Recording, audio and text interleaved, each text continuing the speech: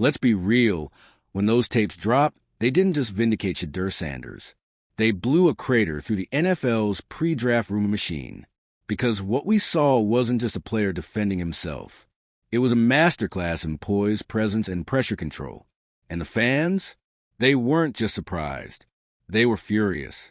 Comment sections exploded. Browns fans, already riding the Sheduer train, were celebrating like they'd won the lottery. Giants fans? Mixed bag. Some were embarrassed. Others were flat-out angry at their front office. This is what we passed on. For what? Daniel Jones' fifth reboot. If you're into the real story and all the messy twists they don't show on highlight reels, go ahead and subscribe.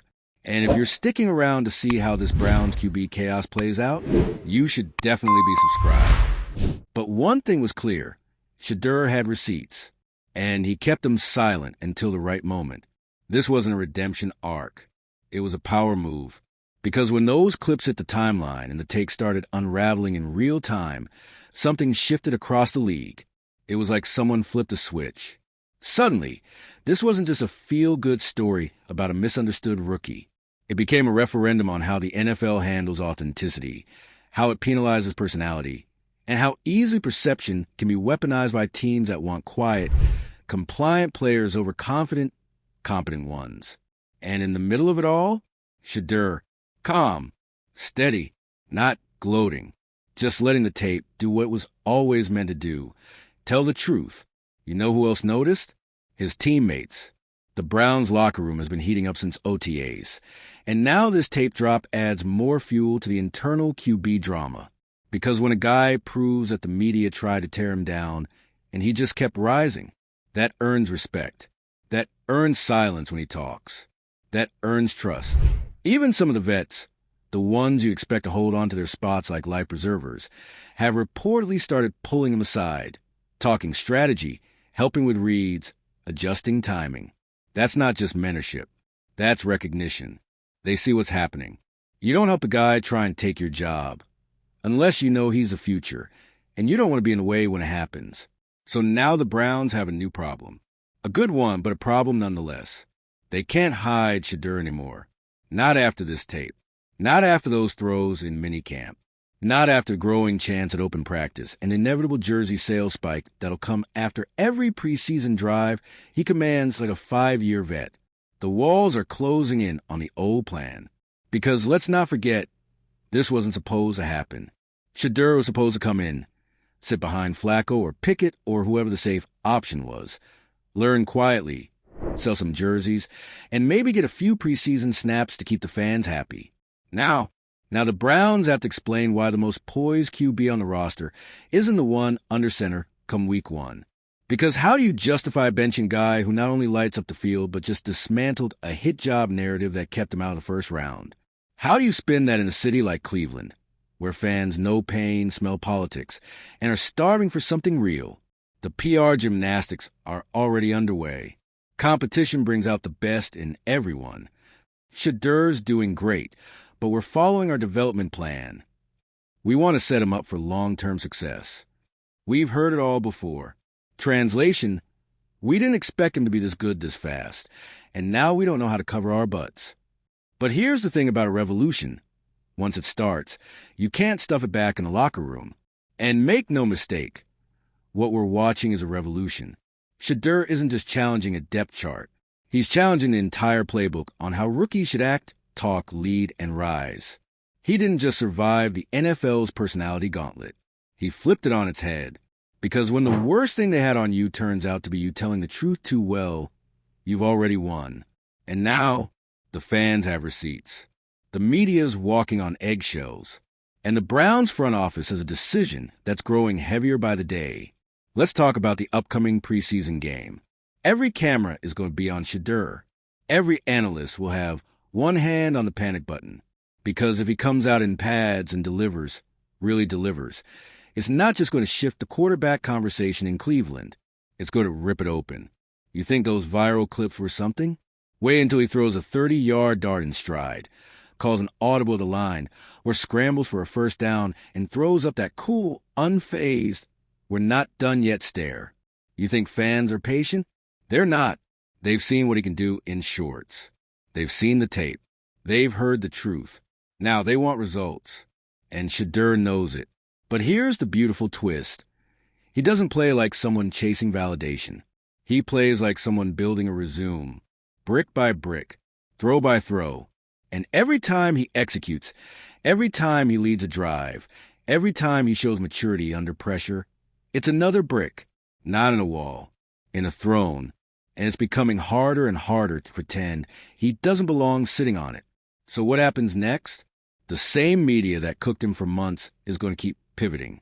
They'll start calling him the most intriguing rookie of the season. The same voices that question his coachability are now describing his huddle presence as veteran-like.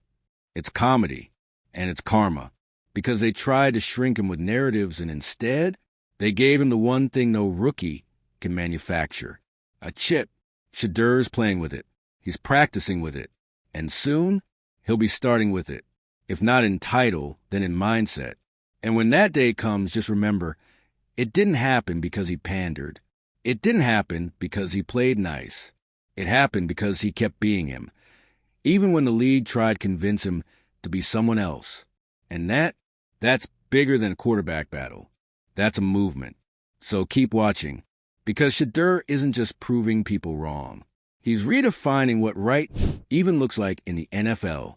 And if you thought the tape leak was wild, just wait until he starts rewriting entire defensive game plans. Because the kid they call difficult just became the most dangerous man in Cleveland. Because here's the thing, that interview leak, it didn't just change how people saw him. It exposed a rot in how NFL prospects get evaluated, judged, and quietly blacklisted before they even step on the field. And now, that system's getting shaken from the inside out. Let's talk about ripple effect number 1, front office panic mode. There are GMs right now who are furious. Not at Sheduer, at themselves, at their scouts, at the consultants they paid six figures to assess leadership traits. Because while they were busy analyzing handshake firmness and body language under scrutiny, the Browns just snagged what could be the quarterback of the future for fifth-round money. You know how much pressure that puts on front offices that passed on him? Especially the ones who desperately needed a quarterback. There are war room clips of teams agonizing over whether to take a long snapper or a defensive tackle in the 5th round, while Sheduer Sanders' name sat uncalled. And now they have to watch him take control of the huddle, move into the Browns' QB2 slot, and dominate reps in camp like he's been in the league for years. It's not just embarrassing, it's costly, because every time Sheduer succeeds, it shines a spotlight on every team that failed to believe in him. Ripple effect number 2, the media reckoning. You know what media folks hate more than being wrong? Being wrong on camera. And that's exactly what's happening. There are entire compilation videos of talking heads confidently trashing Sheduer in April, now being paired with July clips of those same people doing full 180s. It's giving major delete the tweet energy. And while a few have a humility to own up and say, "We got this wrong," most are scrambling for spin. They're reframing the narrative. Well, we never said he wasn't talented. Or, our concerns were more about fit, not the player. Right, because calling him a draft disaster and not mentally ready for the NFL was just constructive criticism? No, let's be real. The media pounced on Sheduer because it was easy. He didn't fit the sanitized rookie mold. He didn't give them humble sound bites or pretend to be awestruck by the process. He walked in with purpose and clarity, and that scared people. But now that the tape is out, the tape they were all pretending to have insider access to, that tape has flipped everything. And the media knows it. Ripple effect number 3, locker room dynamics shifting. Let's pivot to Cleveland's locker room, because this is where things get spicy. You've got Sheduer Sanders, a 5th rounder, suddenly becoming the most buzzed-about name in the building. And not just among fans or local beat writers. Among players, veterans, coaches, people who've seen the highs and lows of the league, and who aren't easily impressed. Word is, he's already earned respect with his work ethic. Showing up first, leaving last. Engaged in film study. Asking questions like a starter, not a rookie. But you know what else is happening? Pressure. Because for every player who's excited to see new blood rise, there's another guy, maybe a backup QB, maybe even presumed starter, feeling that heat, feeling the momentum tilt towards Sanders with every accurate throw, every crisp audible, every viral moment. That kind of internal shift, it changes how a team functions. Suddenly, meetings get a little quieter. Mistakes get magnified. Guys who used to coast on pedigree now have to fight for attention. Because Sanders isn't just here. He's taking up space in the best way. Ripple effect number 4. The Deion factor is now an asset, not a liability. Let's address the elephant in the room, Deion Sanders. For months, critics couldn't bring up Sheduer without dragging Deion into the mix. He's only relevant because of his dad. He hasn't had to earn anything. Coach Prime is doing all the PR for him. But now, the narrative has flipped so hard it's basically doing cartwheels. Because after seeing how Sheduer handled that interview, with zero mention of Deion, by the way, people are realizing that being Coach Prime's son didn't hand him an advantage. If anything, it made the target on his back bigger. And yet, Sheduer is thriving. He's proving that he's his own man, that he's not riding anyone's coattails, that he's been preparing for this moment his entire life, and doing it on his own terms. And now, that Deion connection, it's not a crutch. It's a calling card. NFL execs are starting to realize what Deion has built with his sons isn't just hype. It's a blueprint. Discipline, preparation, business savvy, charisma, the stuff modern franchises need from a face-of-the-franchise quarterback. Ripple effect number 5. The fan base is officially activated. Let's take a beat and appreciate what's happening in Cleveland right now.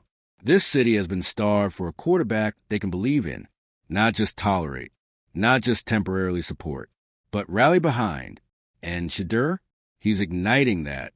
You scroll through Brown's Twitter now, and it's Sheduer highlights.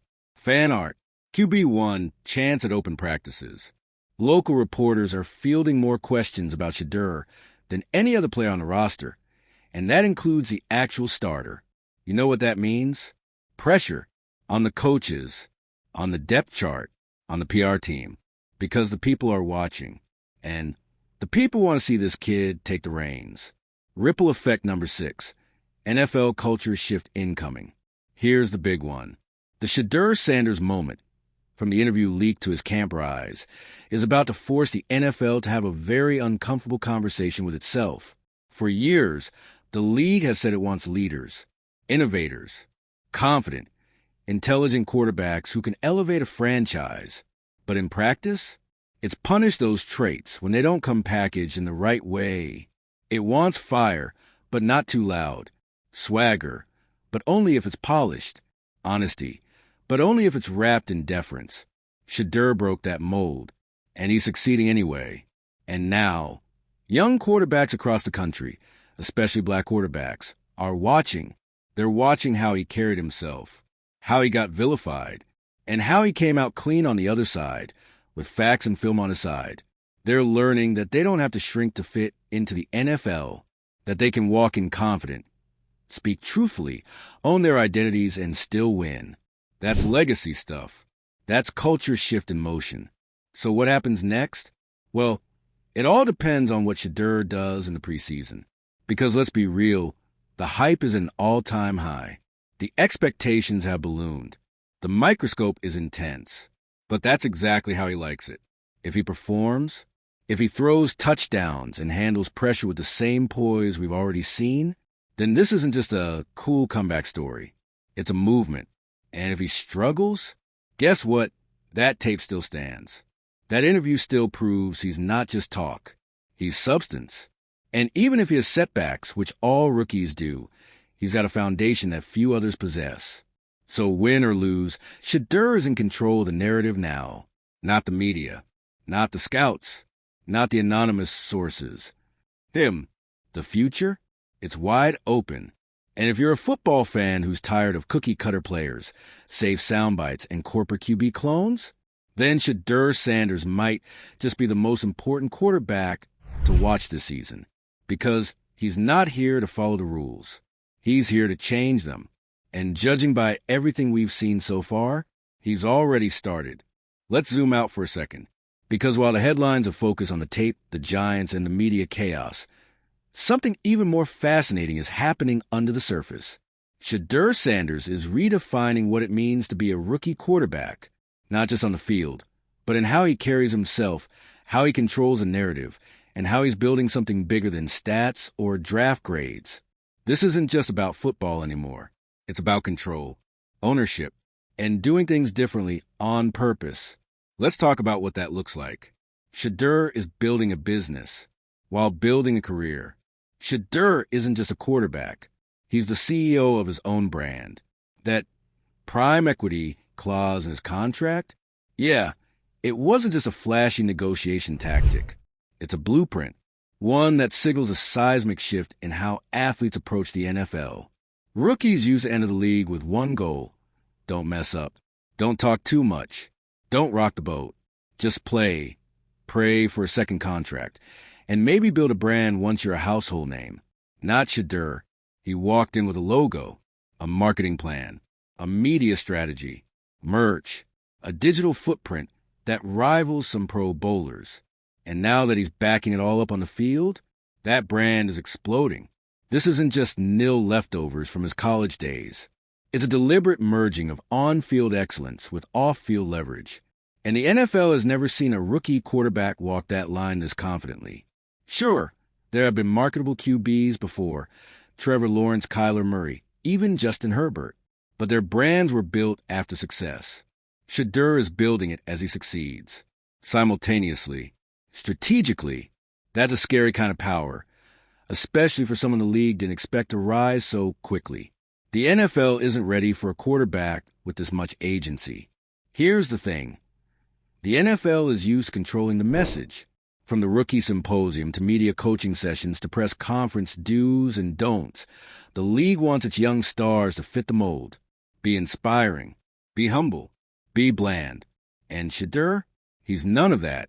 He's thoughtful but not submissive, confident but not fake, marketable but not manufactured. He says what he means. He protects his peace. And he's not afraid to call out nonsense, even if it costs him politically. That level of agency is threatening to a system that thrives on hierarchy. Because if rookies start showing up with media training, lawyers, brand managers, and receipts, suddenly, the teams aren't the only ones in control. Sheduer is showing every future prospect that you don't have to wait to own your name. You don't have to wait for year 5 to start making real money or controlling your image. You can start now, from day one. The arrogance. Accusations look really dumb now. Let's just call it out. The critics tried so hard to turn Sheduer's confidence into a scandal. He was too polished, too brand savvy, too sure of himself. And then the tape dropped. And what did we see? A composed, articulate young man calmly explaining why he wasn't going to pretend to be something he's not. That's it.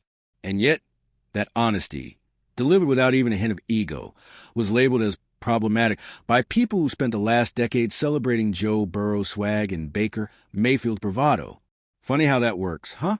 It's almost like the problem was never confidence. It was who the confidence was coming from. But now that Sheduer's playing well, now that the Browns are quietly moving him up the depth chart, those same critics are pretending they never said anything. Spoiler alert, we remember. And Sheduer? He's not interested in "I told you so" moments. He's too busy proving it. Inside the Browns facility, something is shifting. Let's focus on Cleveland for a second, because this isn't just about Sheduer. This is about what's happening around him. When he first showed up, Sheduer was seen as a developmental guy, low risk, high upside, but buried on the depth chart. Fast forward to now, veteran players are taking notice. Coaches are spending more time in his film sessions. Wide receivers are lobbying to get paired with him in drills. Why? Because the dude looks like a quarterback, not just on the stat sheet, but in the way he moves, commands, processes. You hear whispers like, he doesn't panic when the play breaks down. He makes real-time adjustments. He's already running checks like a vet. Those are not normal rookie compliments, especially for a fifth-rounder. That internal respect, it spreads fast, and it's changing the conversation in the building. Because if you're the Browns, If you spend the last 2 decades chasing QB stability, you have to take this seriously. You can't ignore the kid outplaying your backup. You can't keep calling it a camp anomaly when the receivers are catching dimes and the defense is clapping for him in scrimmages. You can't bench momentum. Not in a city that's desperate for a hero. The clock is ticking on the rest of the QB room. Let's keep it all the way real. Sheduer's rise puts pressure on everyone above him. You think Kenny Pickett's not watching the hype? You think Joe Flacco wants to hold a clipboard for another young star in the making while the fan base screams for change? No way. This is the NFL. It's cutthroat, and reps equals money. Right now, Sheduer is taking those reps, and he's doing something with them. Every time he throws a red zone TD, someone else loses leverage. Every time he nails a 2-minute drill in practice, someone else loses favor. And the coaching staff? They're running out of excuses. Eventually, you either promote the guy who's performing or you lose credibility. And Kevin Stefanski? He knows that better than anyone. This is a contract year. He can't afford to be stubborn. Fans aren't just watching, they're invested. There's a different energy around Brown's camp this year. And it's not just because the roster is deeper or the defense looks stacked. It's because fans feel like they're watching a story unfold. Not a PR stunt. Not a desperate trade. Not a shiny free agent past his prime. A story. A kid who was counted out. A kid who came in ready. A kid who kept receipts. And never stopped working. Every interview, every practice clip, every mic'd up moment is fueling that belief. And when the Browns start their first preseason game, you better believe all eyes will be on Sheduer. Twitter's going to melt. Reddit's going to light up. Every single pass is going to be scrutinized like it's the Super Bowl. That's the power of narrative. And Sheduer owns us now. The NFL's old guard is getting uncomfortable. There's something unsettling to the league's power brokers about this whole situation. Because Sheduer wasn't supposed to win like this. He was supposed to be humbled, sit for a year, learn the system, be grateful for the opportunity. But instead, he's winning the room, winning the fan base, winning control of the narrative. And the league doesn't like when players take the pen out of their hand. It happened with Lamar Jackson and his contract. It happened with Richard Sherman and his press conferences. It happened with Jalen Hurts rewriting the dual threat label. And now it's happening again with a rookie. And not just any rookie, a 5th-round rookie. That's a glitch in the matrix. And everyone can feel it. Because if Sheduer becomes a success story, it's not just about him. It's about all the other guys who got labeled difficult or cocky or not a scheme fit. It's about accountability.